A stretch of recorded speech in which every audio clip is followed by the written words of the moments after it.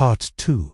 The Island of Return. Her first stop was on the nearby island. She was finally returning to her roots on her mother's side. She was happy and excited, ready to begin a new chapter. She found a job at the island's only hospital and moved into a cozy studio apartment inside a peaceful private complex. She felt in love with the island and nature. What warmed her heart the most was being close to her grandfather, whom she had always loved deeply but rarely saw since she had lived on the other island.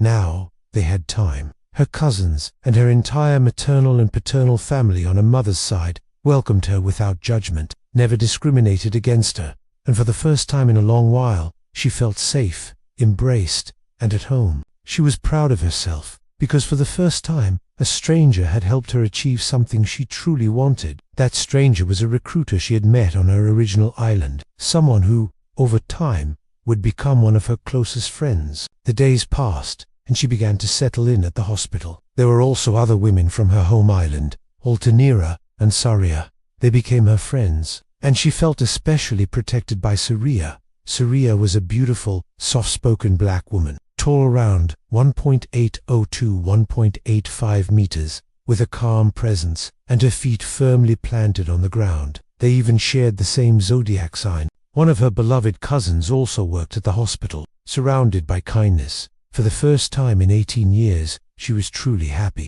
until one afternoon, something unusual happened. She and Saria arrived at work at 2:55 p.m., as always, but that day, they noticed something strange. There were small boxes in the hallway, delicate boxes with treats inside, snacks, carefully labeled with the names of specific people. Something about them made both of them stop in their tracks. Saria looked at her and said something in a low voice, simple, almost casual, but it opened her eyes to something she had never considered possible. And in that moment, something inside her shifted. That event opened a door in her mind that she hadn't even known was so deeply locked. Something was about to change, something she never imagined was possible. Stay tuned for Part 3.